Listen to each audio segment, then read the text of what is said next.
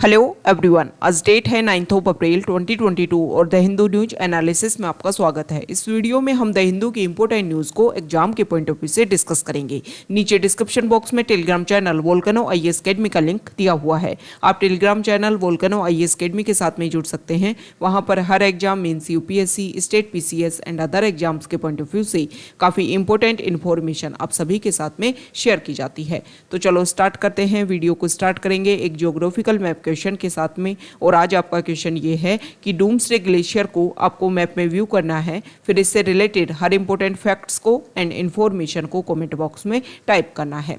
कल हमने आपसे क्वेश्चन पूछा था उमनगोट रिवर से रिलेटेड। तो उमनगोट रिवर को अगर हम मैप में व्यू करें, हमारे इंडिया के मेघालय स्टेट में उमनगोट रिवर फ्लो होती है। उमनगोट रिवर को हम दावकी रिवर के नाम से भी जानते हैं। हमारे इंडिया में सबसे क्लियरेस्ट रिवर के रूप में कंसीडर किया जाता है उमनगोट रिवर को। अभी कुछ टाइम पहले यहाँ पर 210 मेगावाट का हाइड्रो इलेक्ट्रिक प्रोजेक्ट को इम्प्लीमेंट करने की कोशिश की जा रही थी, जिसकी वजह से 12 विलेजेस में यहाँ पर स्टिफ रेजिस्टेंस देखने को मिला, जिसकी वजह से उमनगोट रिवर जो है वो काफ़ी ज़्यादा न्यूज़ में रही। अगर हम कुछ अदर फैक्ट्स की बात करें तो आप सभी को पता है मेघालय स्टेट में गारो, खासी, जयंतिया 3 इंपोर्टेंट हिल्स हैं। तो यहाँ पर खासी और जयंतिया हिल्स के बीच में एक नेचुरल बाउंड्री बनाने का काम करती है उमनगोट रिवर। उमनगोट रिवर के बैंक पर यहाँ पर एक दावकी एरिया, दावकी प्लेस जो है वो एग्जिस्ट करता है। और जो दावकी एरिया जो है वो इंडिया और बांग्लादेश के बीच में ट्रेड रिलेशन मेंटेन करने के लिए काफ़ी इंपॉर्टेंट प्लेस है। यहाँ पर काफ़ी ज़्यादा टूरिस्ट जो हैं वो भी अट्रैक्ट होते हैं। तो ये उमनगोट रिवर से रिलेटेड बेसिक फैक्ट्स जो हमारे एग्जाम के पॉइंट ऑफ व्यू से इंपॉर्टेंट है। द हिंदू के फ्रंट पेज पर important news, union health ministry ने फ्राइडे को अनाउंस किया है कि कोविड-19 की जो थर्ड डोज है वो अब 18+ पॉपुलेशन जो है उन सभी के लिए अवेलेबल कर दी जाएगी। और ये जो थर्ड डोज है वो सभी प्राइवेट वैक्सीन सेंटर पर अवेलेबल होगी। इसके अलावा उन्होंने ये बोला कि ये जो वैक्सीन है जो थर्ड डोज के रूप में दी जा रही है, पहले 2 डोज जिन्होंने ली है और इस थर्ड डोज में कुछ डिफरेंस नहीं है, उन्हीं की तरह ही सेम है। इसके अलावा ये भी बोला गया कि देखो अभी प्रेजेंट टाइम में हम देखें, वैसे कोविड के केसेस ओवरऑल अगर हम देखें तो काफ़ी कम है इंडिया में, लेकिन कुछ एरिया में एक तरीके से हाइक देखने को मिल रहा है। हमारी जो हेल्थ मिनिस्ट्री है वो इन चीज़ों को लेकर के कंसर्न्ड है और वो चाहती है कि कोविड के नए केसेस हमारे यहाँ पर आउटब्रेक दोबारा से ना देखने को मिले, इसीलिए कोविड की जो थर्ड डोज है वो दी जा रही है। लेकिन इसके लिए एक बेसिक कंडीशन रखी गई है कि अगर आपकी सेकेंड डोज को 9 मंथ कंप्लीट हो गए हैं तो उसके बेसिस पर आप ये थर्ड डोज को रेगुलर कर सकते हो। Next important article, home ministry ने यह बोला है कि सिटीजनशिप अमेंडमेंट एक्ट 2019 के अंडर जो हम इम्प्लीमेंट करने की बात कर रहे हैं उसको अभी 6 महीने और लगेंगे उसके रूल्स को फ्रेम करने के लिए। होम मिनिस्ट्री ने ये बात बोली है कि हम सिटीजनशिप अमेंडमेंट एक्ट को इम्प्लीमेंट करने के लिए रूल्स एंड रेगुलेशन जो फ्रेम कर रहे हैं उसी के अकॉर्डिंग ही ये एक्ट जो है वो इम्प्लीमेंट हो पाएगा, नहीं तो इसकी वजह से काफ़ी ज़्यादा कंसर्न क्रिएट हो जाएंगे। तो यहाँ पर सिटीजनशिप अमेंडमेंट एक्ट 2019 की बात की गई है, उससे रिलेटेड हम बेसिक फैक्ट्स देख लेते हैं। देखो जब भी कोई एक्ट आता है, न्यूज़ में रहता है कोई एक्ट, तो आपको उस एक्ट का नेम डालना है और साथ में आपको लिख देना है PRS। उससे रिलेटेड जो भी नेचुरल डाटा है, जो भी नेचुरल वो बिल था, एक्ट था, उससे रिलेटेड कंप्लीट डाटा आपको अवेलेबल हो जाएंगे गूगल पर और इस तरीके से आप उस एक्ट को स्टडी कर सकते हो।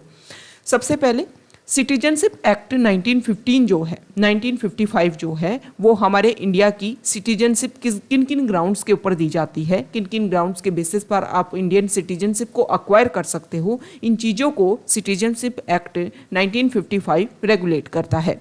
कोई भी एक ऐसा पर्सन जो इंडियन सिटीजन है, या तो उसने इंडिया में जन्म लिया हो या फिर उसके पेरेंट्स जो हैं वो इंडिया से बिलोंग करते हो या फिर एक स्पेसिफिक टाइम पीरियड में वो इंडिया में रहा हो, इसके बेसिस पर वो इंडिया की सिटीजनशिप ले सकता है।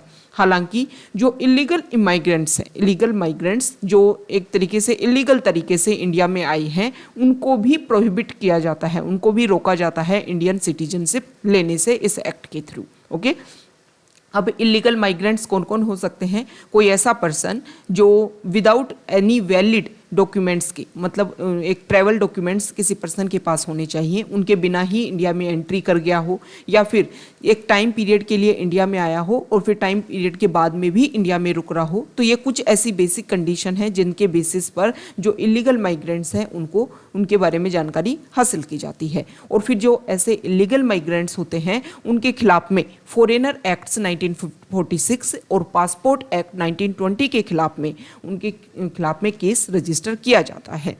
अब क्या होता है कि हमारी गवर्नमेंट ने 2015-16 में कुछ इंपॉर्टेंट बात रखी, सेंट्रल गवर्नमेंट ने, कि देखो इलीगल माइग्रेंट्स को हम इस तरीके से कैप्चर कर सकते हैं और उनके खिलाफ में 1920 का जो पासपोर्ट एक्ट है और फॉरेनर एक्ट 1946 का इन एक्ट के अंडर उनके खिलाफ में केस कर सकते हैं।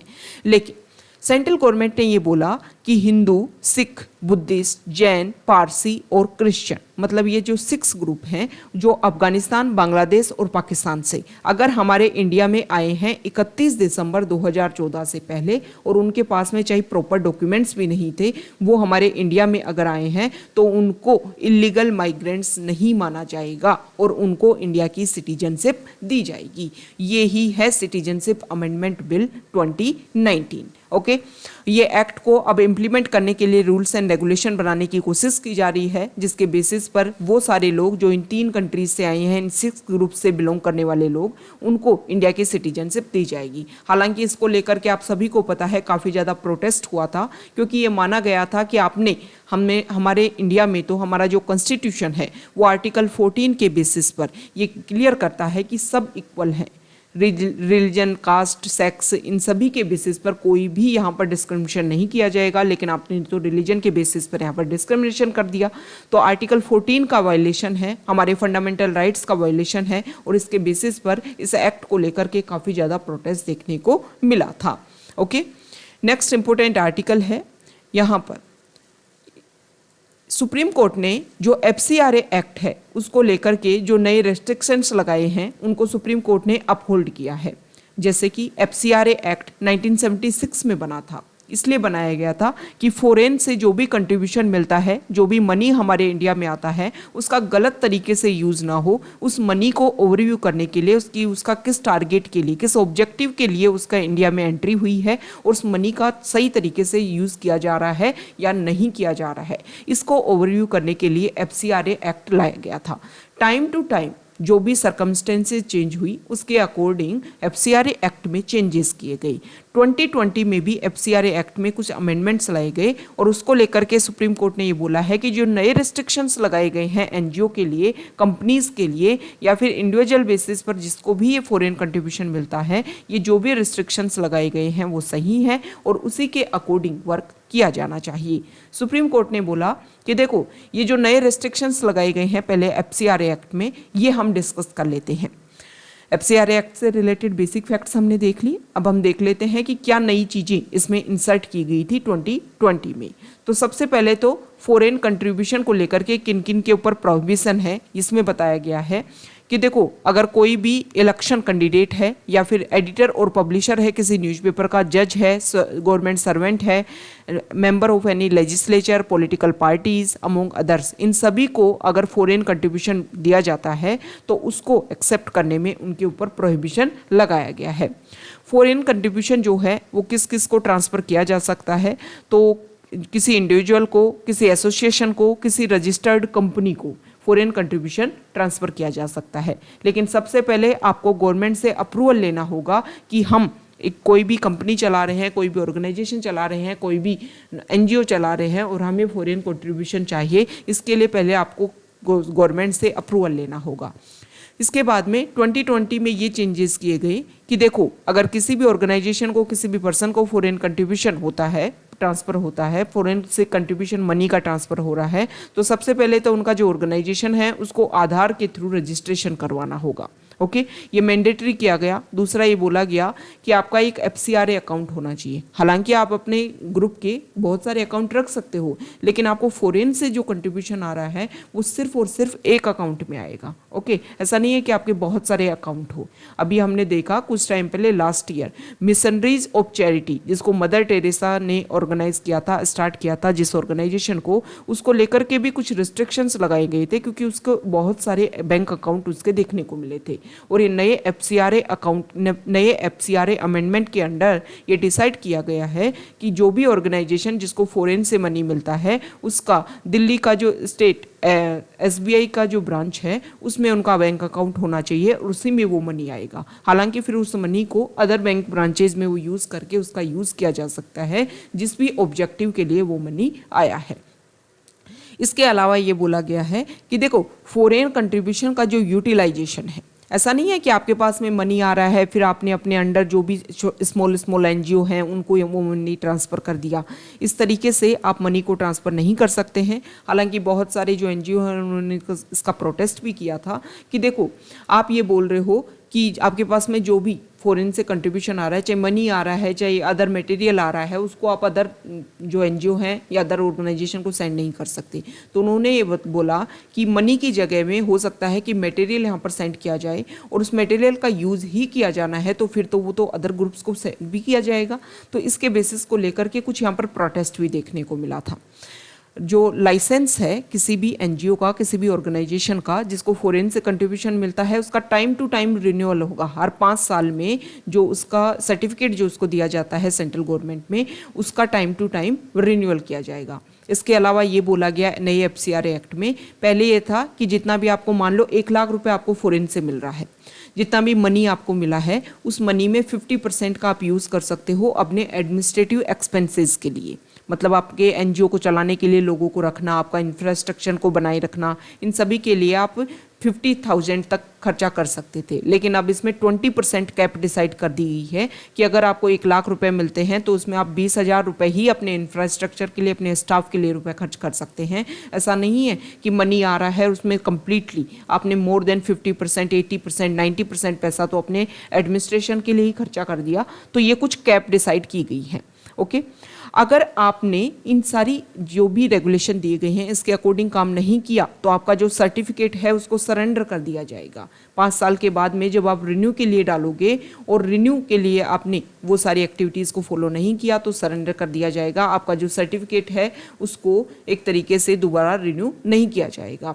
इससे पहले भी अगर आपके NGO के खिलाफ में कुछ केसेस आते हैं, आपके ऑर्गेनाइजेशन के खिलाफ में कुछ केसेस जाते हैं, तो 180 डेज़ के लिए एक पीरियड होता है, एक टाइम पीरियड है 180 डेज़ के लिए आपका जो भी रजिस्ट्रेशन है, आपके जो भी बैंक अकाउंट है, उन सबको गवर्नमेंट के द्वारा फ्रीज कर दिया जाएगा। तो ये रेगुलेशन है कि फॉरेन से अगर मनी आपके पास में आ रही है तो उसको आप किस तरीके से रेगुलेट कर सकते हो। नेक्स्ट इंपॉर्टेंट आर्टिकल है, ये देखो रशिया और यूक्रेन के बीच में कन्फ्लिक्ट देखने को मिल रहा है। तो यहाँ पर यूक्रेन का जो रीजन है वहाँ के रेलवे स्टेशन पर इस तरीके का अटैक देखने को मिला जिसकी वजह से वहाँ पर 50 लोगों की डेथ हो गई। इसको लेकर के अभी हम डिस्कस भी करेंगे एडिटोरियल पेज पर। एडिटोरियल पेज पर नेक्स्ट आर्टिकल है पेज नंबर 6 पर, और इस आर्टिकल में ये बोला गया है, यहाँ देखिए कि रशिया को लेकर के एक इम्पोर्टेंट बात बोली गई है। सबसे पहले अभी हमने कल देखा कि United nation human rights council में रशिया की जो सीट है, रशिया की जो पोजीशन है उसको सस्पेंड कर दिया गया है। रशिया को सस्पेंड कर दिया गया है क्योंकि यूक्रेन में काफ़ी ज़्यादा सिविलियन किलिंग्स देखने को मिल रही हैं। ये जो रेजोल्यूशन था वो US स्पॉन्सर्ड था। यूनाइटेड नेशन जनरल असेंबली में इस रेजोल्यूशन को पास किया गया। 93 वोट जो हैं वो इसमें अप्रूवल किए गए, अगेंस्ट 24 जो है इसके अगेंस्ट में डले। 58 ने यहाँ पर एब्सटेन पॉलिसी को अपनाया, जिसमें इंडिया ने भी एब्सटेन पॉलिसी को अपनाया। रशिया ने जब से यूक्रेन के ऊपर अटैक करना स्टार्ट किया है तब से लेकर के पूरे ग्लोबली लेवल पर बहुत ज़्यादा उनका क्रिटिसिज्म किया जा रहा है। यहाँ पर राइटर का ये बोलना है कि रशिया को ये United nation human rights council में जो उनका सस्पेंशन किया गया है इस चीज़ को क्लियरली उनको ओवरव्यू करना चाहिए और जो भी इशू है उनको सोल्व करने की कोशिश करनी चाहिए, क्योंकि इस तरीके से रशिया का जो क्रिटिसिज्म देखने को मिल रहा है जिसकी वजह से वर्ल्ड लेवल पर काफ़ी ज़्यादा इशूज भी देखने को मिल रहे हैं। ओके, तो पुतिन को क्या करना चाहिए, जो रशिया के प्रेजेंट टाइम में प्रेसिडेंट हैं, कि ग्लोबल कम्युनिटी के जो व्यूज़ हैं उनको कंसीडर किया जाना चाहिए रशिया के द्वारा और इस वॉर को एंड करने की कोशिश की जानी चाहिए। आप सभी को पता है कि यूएन में इस तरीके के बार बार रेजोल्यूशन करवाने की कोशिश की जा रही है। रशिया के ऊपर जो भी उनकी रिस्पॉन्सिबिलिटी है वो डिसाइड करने की कोशिश की जा रही है कि ये जो भी लॉसेस देखने को मिल रहे हैं उन सभी को लेकर के रशिया रिस्पॉन्सिबल है और रशिया के लिए उन्होंने सैंक्शंस लगाने की भी कोशिश की है वेस्टर्न यूरोपियन कंट्रीज़ ने मिल करके, ताकि सैंक्शंस के थ्रू रशिया को नेगोशिएशंस के जो रास्ता है वे जो है उसके ऊपर लाया जा सके। तो यहाँ पर प्रेसिडेंट व्लादिमीर पुतिन को अपने जो मेन ऑब्जेक्टिव है, इन्होंने स्पेशल मिलिट्री ऑपरेशन जब लॉन्च किया तो उनसे क्वेश्चन किया गया तो उन्होंने बोला कि हम चाहते हैं कि यूक्रेन का डीमिलिटराइजेशन और डीनाजिफिकेशन हो। हालांकि उनके जो ये टारगेट हैं, इसके अलावा जो भी उनके मेन ऑब्जेक्टिव हैं जिनको लेकर के कन्फ्लिक्ट है उसको लेकर के डिस्कशन हो और ये जो इस तरीके की सिविलियन किलिंग्स जो हैं वो बंद होनी चाहिए। ओके, रशिया जो अटैक कर रहा है, जो उनके इशू हैं, अगर हम देखें तो यूक्रेन के बहुत मेजॉरिटी वाले पार्ट पर उन्होंने अपने अंडर कवर कर लिया है। क्रीमिया वाला रीजन 2014 में उन्होंने अंडर कर लिया था। इसके अलावा डोनबास रीजन में लुहांस्क और डोनेस्क जो रीजन है उनको भी इंडिपेंडेंट उन्होंने डिक्लेयर किया है। ये कुछ इशू हैं जिनको लेकर के यूक्रेन को भी यहाँ पर कंसर्न है और रशिया को भी कुछ मेजर कंसर्न है। तो उन दोनों के बीच में दो भी इशू हैं उनको सोल्व करने की ज़रूरत है, क्योंकि प्रेजेंट टाइम में जो बूचा रीजन है वहाँ पर जिस तरीके के इशू देखने को मिले, जिस तरीके की वहाँ पर डेड बॉडीज़ देखने को मिली स्टेट्स में, ये काफ़ी ज़्यादा नेगेटिव इम्पैक्ट है रशिया के लिए। तो रशिया को अगर ग्लोबली लेवल पर अपने आप को एक सुपर पावर के रूप में एस्टेब्लिश करना है तो उनको डिस्कशन के थ्रू इस प्रॉब्लम को सोल्व करने की कोशिश की जानी चाहिए, ना कि वॉर के थ्रू। ओके, आप एक सुपर पावर अगर आपको बनना है तो आपको बहुत सारी सोसाइटी के लिए एक मेजॉरिटी में एक अपना एग्जाम्पल भी सेट करना होगा। यहाँ पर जो आर्टिकल है वो अभी हमने देखा कि हमारी न्यू एजुकेशन पॉलिसी को इम्प्लीमेंट करने की कोशिश की जा रही है। इसको लेकर के राइटर ने ये बोला है कि देखो किस तरीके से हमारी न्यू एजुकेशन पॉलिसी में हमारी एंट्री और एग्जिट होगी, जो भी हमारे कोर्सेज होंगे उसमें किस तरीके से हमारा जो डिसीजन होगा, कोई भी स्टूडेंट किस टाइम एंट्री ले सकता है, मल्टी टाइम्स यहाँ पर एंट्री है, मल्टी टाइम्स एग्जिट है, अपने टाइम के अकॉर्डिंग अपनी जो ज़रूरत है उसके अकॉर्डिंग वो अपनी स्टडी को कंप्लीट कर सकते हैं। ये सारी जो छूट है वो न्यू एजुकेशन पॉलिसी में दी जाएगी। इसके अलावा राइटर का ये बोलना है कि हमारा जो स्टाफ है, यूनिवर्सिटी के जो हमारे लेक्चर्स हैं, उनकी भी क्या एक तरीके से क्या बदलाव होगा, क्योंकि अगर हम देखें तो न्यू एजुकेशन पॉलिसी में हम फोकस कर रहे हैं ना सिर्फ हमारी जो बुकिस नॉलेज है उसके अलावा रिसर्च के ऊपर ज़्यादा फोकस किया जाएगा। तो हमारे जो लेक्चर्स हैं, लेक्चरर्स के लिए किस तरीके से उनका टाइम पीरियड डिसाइड हो, कितना उनका वर्कलोड होना चाहिए, उसको लेकर के कहीं भी डिस्कशन नहीं किया गया है। तो अगर हम यूके और यूएस की जो भी फैकल्टीज़ हैं उनसे कंपैरिजन करें तो यूके में जो पर डे 2 आवर्स का लेक्चर होता है, इसके अलावा रिसर्च के ऊपर जो या फिर उससे रिलेटेड जो भी एकेडमिक रिसर्च को लेकर के ज़्यादा फोकस किया जाता है, उसके लिए जो लेक्चरर्स हैं उनका टाइम ज़्यादा अवेलेबल होता है। सेम तरीके का प्रोसीजर यूएस में है। तो इंडिया को भी जो भी नए क्रेडिट राइट्स हैं उनके अकॉर्डिंग इनकी ज़रूरत है यूजीसी को, और क्रेडिट राइट्स के अकॉर्डिंग जो डिसीजन है न्यू एजुकेशन पॉलिसी को जो इम्प्लीमेंटेशन है वो उसी के अकॉर्डिंग होना चाहिए। जो लेक्चरर्स हैं उनके टीचिंग आवर्स को उनके क्रेडिट से, मतलब उन्होंने कितना क्वालिटी वहाँ पर स्पेंड किया अपने टीचिंग आवर्स में, उसको लेकर के क्रेडिट डिसाइड की जानी चाहिए। और उसी के अकॉर्डिंग फिर जो लेक्चरर्स हैं उनका किस तरीके से रिसर्च को लेकर के अपना वर्क होगा, किस तरीके से वो एजुकेशन को कंप्लीट करवाएंगे, एक तरीके से जो प्रैक्टिकल नॉलेज देने की कोशिश करेंगे, इन सभी को लेकर के एक आउटलाइन डिसाइड की जानी चाहिए। तभी जा कर के हम बेहतरीन तरीके से इन सभी चीज़ों को इम्प्लीमेंट कर पाएंगे। नेक्स्ट इंपॉर्टेंट आर्टिकल है पेज नंबर 8 पर, और यहाँ पर जो आर्टिकल है यहाँ देखिए, गवर्नमेंट ने ये डिसाइड किया है कि हम फोर्टिफाइड राइस को हर तरीके से, हर जो सप्लाई है उसके थ्रू हम उसको प्रोवाइड करने की कोशिश करेंगे।